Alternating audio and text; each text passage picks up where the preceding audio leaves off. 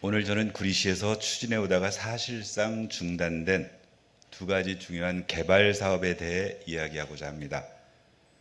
더 나아가 본질적으로 구리시가 바람직한 발전 방향을 찾아가는 과정에 지금 벌어지고 있는 상황이 얼마나 한심한 것인지 이야기하고자 합니다.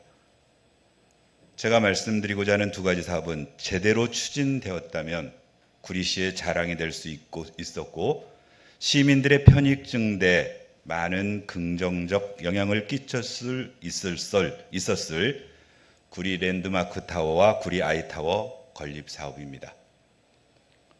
2025년 9월 현재 랜드마크 타워 사업 부지는 임시 주차장으로 사용되고 있고 아이타워 사업 부지는 펜스만 쳐진 채 황무지로 방치되고 있습니다. 랜드마크 타워 건립 사업은 인창동 673-1번지 구리 역세권 약 1만 제곱미터 부지에 49층의 주상복합시설을 건립하는 사업이었습니다. 제8대 구리시의회는 지난 2018년 구리도시공사에 해당 토지를 현물 출자하여 민관 합동사업을 진행하는 방식으로 의결한 바 있었고 2021년 해당 사업 추진을 위한 특수목적법인의 구리도시공사가 출자하는 데 대해서도 동의한 바 있었습니다.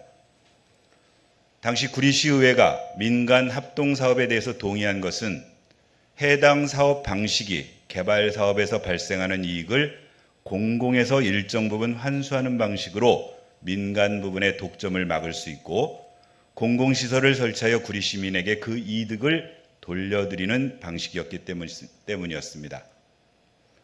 그러나 올해 6월 충격적인 공고 하나가 구리도시공사 명의로 발표되었는데 구리 역세권 주상복합 건립사업 민간사업자 공모 공고가 바로 그것입니다.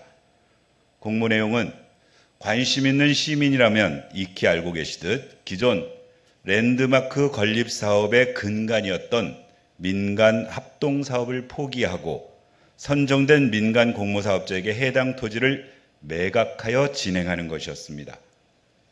의회는 지난 제350회 제1차 정례 행정사무감사에서 의회의 의결 취지와 다른 독단적 결정에 따른 사업 변경에 대해 시정을 요구하였고 시정 질문을 통해 백경현 시장의 확실한 답변을 요구했으나 오히려 백경현 시장의 답변이 시민의 의혹을 키우기만 할 뿐이었습니다.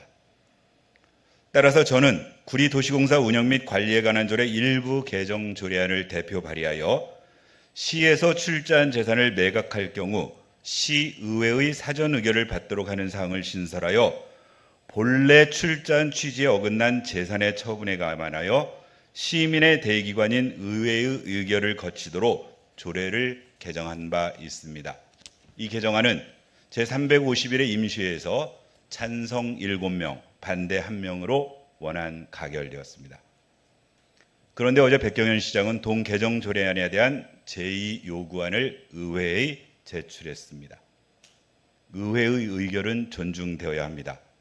이미 제2요구안 의결 정족수인 3분의 2 이상의 의원이 찬성하여 의결한 개정 조례안에 대하여 제2요구를 하는 것은 의회의 의결 기능을 무시하는 처사이거나 조례 공포 지연을 위한 얕은 꾀에 지나지 않는다고 생각합니다.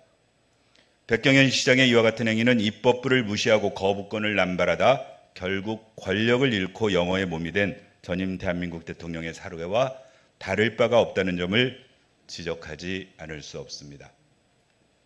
한편 지난 8월 26일 화요일 구리시장께서는 어디에 계셨을까요? 다음 날 지역 언론의 기사를 보고 구리 시민들은 또다시 구리 시민으로서 자존감에 상처를 입을 수밖에 없었습니다. 구리 아이타워 사업과 관련하여 직무유기와 직권남용 의혹으로 경기도 북부경찰청에 출석해 조사를 받는 시장을 우리 시민들은 어떻게 생각해야 할까요? 아이타워 사업은 수택동 882번지에 49층짜리 주상복합시설을 건립해 토평동 건배마을 주변에 거주하고 계신 시민들에게 편익을 제공할 수 있는 시설들이 들어설 예정이었습니다. 2022년 7월 백경현 시장 취임 전 7개 민간업체가 컨소시엄을 구성하여 PFV를 설립해 구리도시공사와 사업협약을 맺었으며 당시 토지 매매 계약에 따른 계약금도 납부한 상태였습니다. 이후 민간 사업자는 건축 인허가 요건 중 하나인 교통영향평가를 시에 의뢰했고 평가 심의는 수정 통과되었습니다. 당연히 민간 사업자는 시의 평가 결과를 통보해 줄 것을 요구했으나 2023년 8월 7일 결과 통보 유보라는 공문을 받게 됩니다. 이후 지금까지 유보 상태로 사업은 진척된 바 없이 중단되었습니다. 민간 사업자 측은 교통영향평가 지침 27조에 따르면 심의 결과는 7일 이내에 원안 의결, 수정 의결, 보완 중 하나를 선택하여 사업자 측에 보내야 하는데 구리시는 유보라는 전혀 다른 내용을 보낸 뒤 사업을 고의적으로 지연시키고 있다고 주장하고 있습니다. 여기 비슷한 사업 중단 사례에 대한 보도가 있어 우려가 깊어지고 있습니다. 지난 8월 14일 광주고법 전주재판부는 남원시 모노레일 사업 중단과 관련하여 대주단이 제기한 손해배상 소송에서 무려 408억 원을 남원시가 배상하라는 판결을 내렸습니다. 해당 재판부는 전임 시장이 정당한 절차에 따라 추진한 사업을 후임 시장이 정치적 이유 등으로 뒤덮은 행위를 행정연속성 파괴로 규정하고 행정권 남용에 해당한다고 판단하였습니다. 다시 우리 구리시의 상황으로 돌아가 보겠습니다. 구리 아이타워 사업은 이미 교통영향평가에서 수정 의결이 났음에도 불구하고 3년 넘게 사업이 중단된 상태입니다.